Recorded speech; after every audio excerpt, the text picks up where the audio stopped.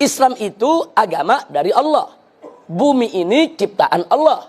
Bumi ini milik Allah. Sehingga dimanapun Islam itu hadir di atas muka bumi ini, Islam tidak pernah menjadi pendatang. Islam akan selalu menjadi pribumi di bumi manapun milik Allah Subhanahu wa Ta'ala.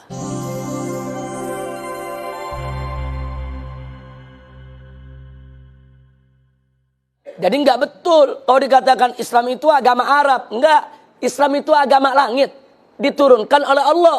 Jadi jangan mengkerdilkan Islam dengan mengatakan Islam itu agama Arab. Nah yang kedua, mereka katakan Islam itu agama pendatang. Tunggu dulu kalau kita mau bicara soal pendatang. Islam itu agama dari Allah. Bumi ini ciptaan Allah. Bumi ini milik Allah. Sehingga dimanapun Islam itu hadir di atas muka bumi ini, Islam tidak pernah menjadi pendatang. Islam akan selalu menjadi pribumi di bumi manapun milik Allah Subhanahu wa Ta'ala. Jadi jangan mereka sombong dengan mengatakan Islam itu pendatang. Tidak. Orang Arab di Indonesia pendatang. Orang Cina di Indonesia pendatang. Tapi Islam bukan pendatang, saudara. Islam itu datang dari Allah Subhanahu wa Ta'ala di atas muka bumi. Bumi ini milik Allah. Bumi ini ciptaan Allah. Dengan hak apa ada manusia yang begitu sombong mengatakan agama yang datang dari Allah dikatakan sebagai pendatang? Enggak begitu, saudara. Nah, jadi ini berbahaya sekali. Ingin mengecilkan peran Islam, ingin mengecilkan nilai Islam. Dia ingin bermain kata-kata. Nah, kemudian selanjutnya dia katakan karena Islam ini pendatang dari Arab, maka Islam itu harus dipribumisasi. Islam itu harus diindonesiakan. Islam itu harus dinusantarakan. Ini kalimat sangat berbahaya.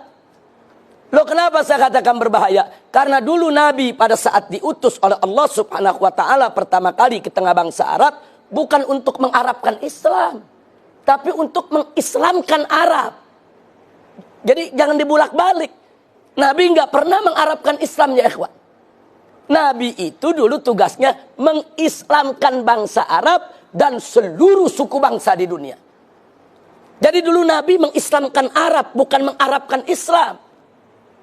Nah, jadi kelompok mereka ini yang menyebut dirinya sebagai Islam Nusantara memutarbalikkan persoalan, dan ini sangat berbahaya. Baik, sekarang mari kita lihat. Kalau nanti Islam di Indonesia harus di-Indonesiakan, maka konsekuensinya Islam di Afrika harus di-Afrikakan. Islam di Eropa harus di-Eropakan. Islam di Amerika harus di-Amerikakan. Islam di Cina harus dikinakan. Islam di India harus di-Indiakan. Naif betul. Kok bisa begitu rendah sekali Islam? Ingin diubah-ubah, disesuaikan dengan suku bangsa? Tidak. Dulu Nabi alaihi salatu wassalam dan para sahabatnya radhiyallahu ta'ala anhum, dan para tabi'in, para tabi'it tabi'in, serta ulama yang datang setelah mereka, saudara, mereka berjuang menyebarluaskan Islam. Mereka Islamkan Arab, Islamkan Persia, Islamkan India, Islamkan Cina, Islamkan Amerika, Islamkan Eropa, Islamkan Afrika, dan mengislamkan Nusantara. Wali Songo dulu ketika berdakwah di tanah Jawa, Wali Songo nggak pernah menjawabkan Islam. Wali Songo nggak pernah menusantarakan Islam. Justru Wali Songo mengislamkan tanah Jawa dan mengislamkan Nusantara. Nah ini sengaja saya tekankan karena mereka ingin mengkerdilkan Islam seolah-olah ini cuma urusan orang Arab. Sebetulnya yang mereka mau serang bukan Arab, mereka mau serang Islam. Arab ini cuma perantara saja, ya ikhwah. Nah karena itu kita bantah habis. Gak bisa mereka gunakan istilah sedemikian rupa. Nah, kalau istilah ini dibiarkan berbahaya. Nah, pada kenyataannya memang akhirnya mereka kembangkan.